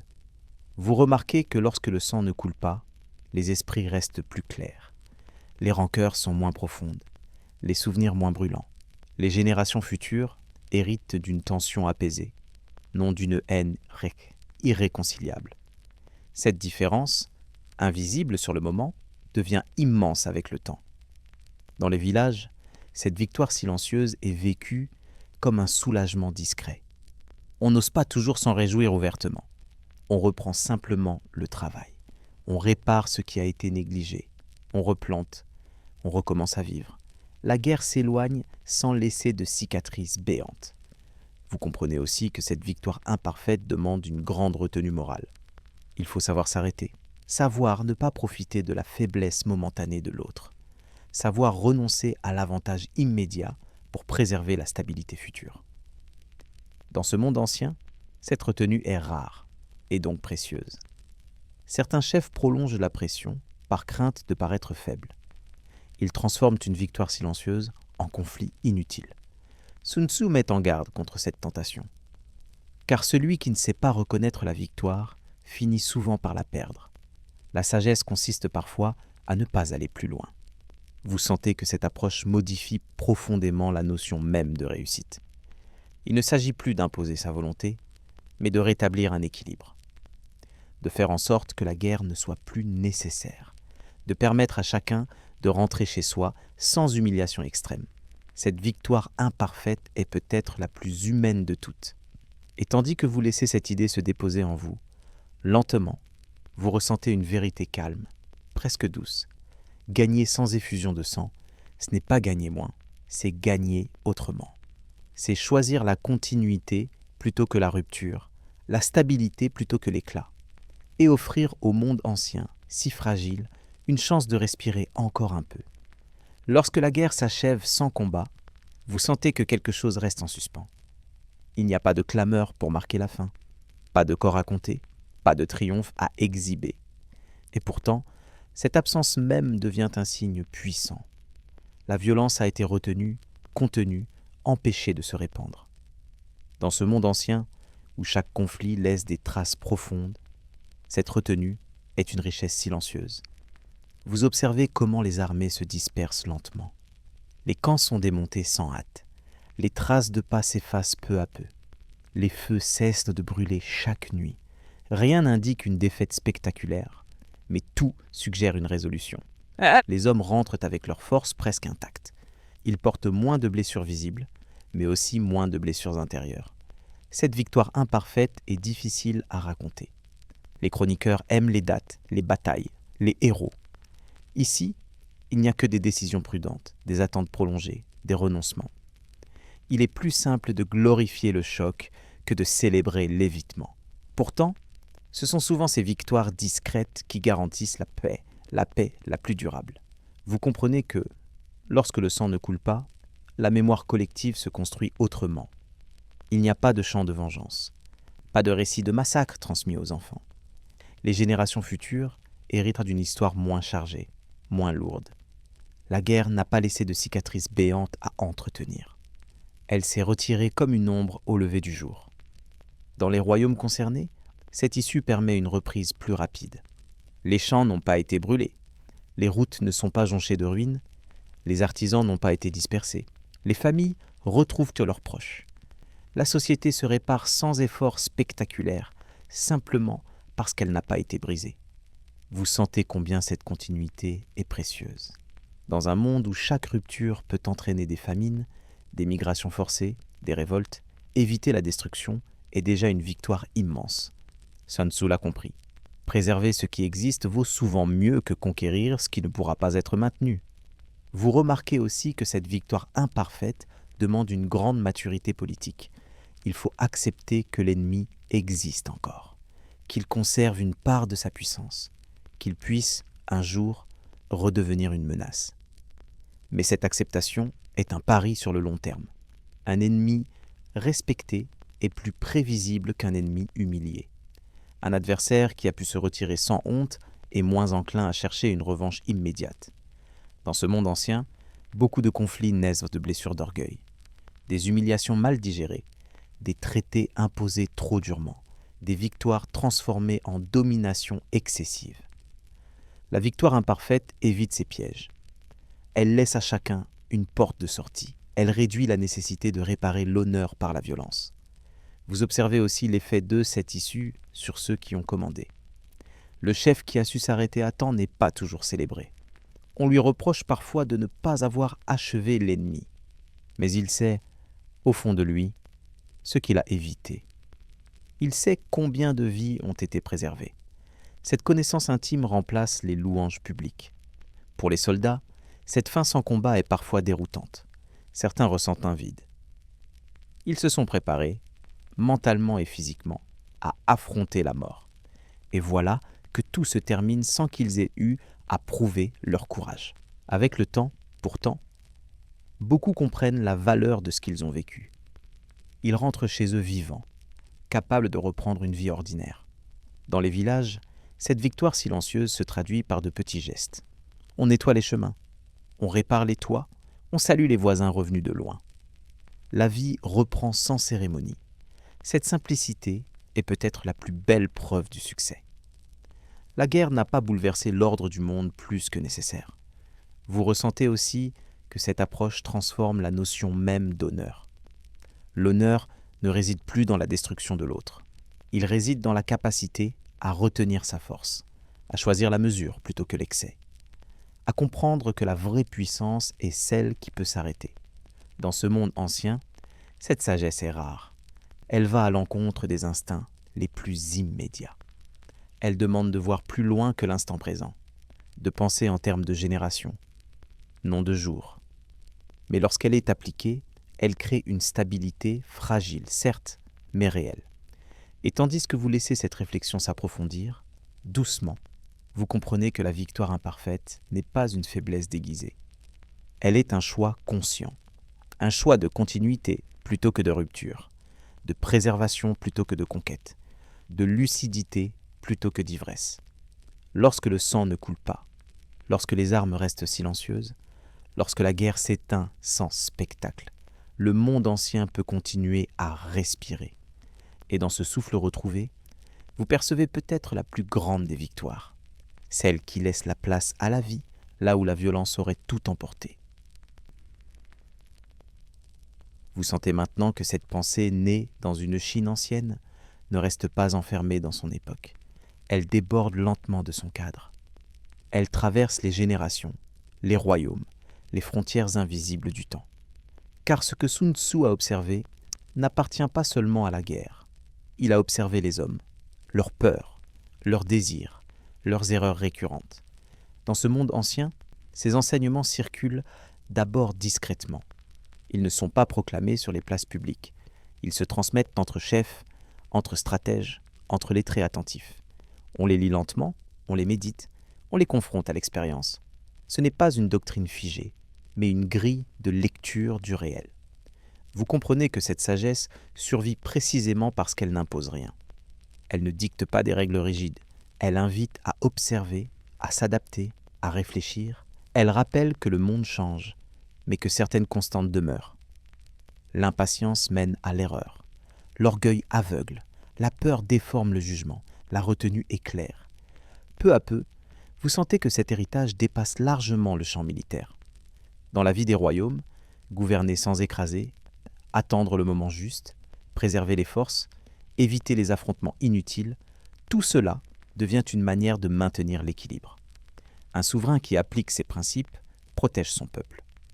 Un administrateur qui les comprend évite des crises inutiles. La sagesse de Sun Tzu se glisse dans les décisions les plus ordinaires. Sun Tzu n'enseigne pas comment vaincre à tout prix. Il enseigne comment ne pas se perdre, comment éviter les situations irréversibles, comment reconnaître le moment où l'action devient nécessaire et celui où elle serait destructrice. Cette lucidité est rare, et c'est pour cela qu'elle traverse les siècles. Vous observez que, partout où ces idées circulent, elles provoquent la même réaction initiale, une forme de résistance, car elles vont à l'encontre de l'instinct immédiat. Elles demandent de ralentir quand tout pousse à accélérer, de se taire quand tout incite à parler, de renoncer quand l'orgueil voudrait avancer. Cette exigence intérieure explique pourquoi peu savent vraiment les appliquer. Dans ce monde ancien comme dans les temps futurs, beaucoup préfèrent les victoires visibles, celles qui se racontent facilement, celles qui impressionnent. Mais ces victoires-là coûtent cher. Elles laissent des ruines, des rancœurs, des cycles de violence. L'héritage de Sun Tzu propose un autre chemin, plus discret, plus exigeant, mais aussi plus durable. Vous ressentez que cette sagesse demande une attention constante. Il ne suffit pas de la comprendre une fois. Il faut la réinterroger sans cesse, car chaque situation est nouvelle. Chaque contexte appelle une lecture différente. Appliquer mécaniquement ces principes serait une trahison de leur esprit. Ils exigent adaptation, finesse, humilité. Dans les siècles qui suivent, ces idées voyagent. Elles changent de langue, de forme, de support. Mais leur cœur reste intact. Observer avant d'agir, préserver les forces, éviter la confrontation quand elle n'apporte que destruction, comprendre l'autre pour ne pas être prisonnier de ses propres illusions. Vous comprenez alors que l'héritage de Sun Tzu n'est pas celui d'un conquérant, mais d'un veilleur. Quelqu'un qui éclaire les zones d'ombre, qui rappelle que la violence est souvent l'échec de la pensée, que la vraie maîtrise réside dans la capacité à choisir, non à subir. Dans ce monde ancien, cette sagesse offre une stabilité fragile mais précieuse. Elle n'empêche pas tous les conflits, elle n'élimine pas toutes les guerres, mais elle réduit leur fréquence, leur intensité, leur durée. Elle rappelle qu'il existe toujours une alternative à la destruction totale.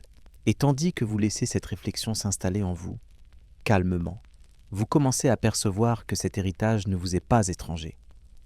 Il parle à quelque chose de profondément humain, à ce désir de traverser les épreuves sans se perdre, à cette intuition que la force véritable est souvent silencieuse.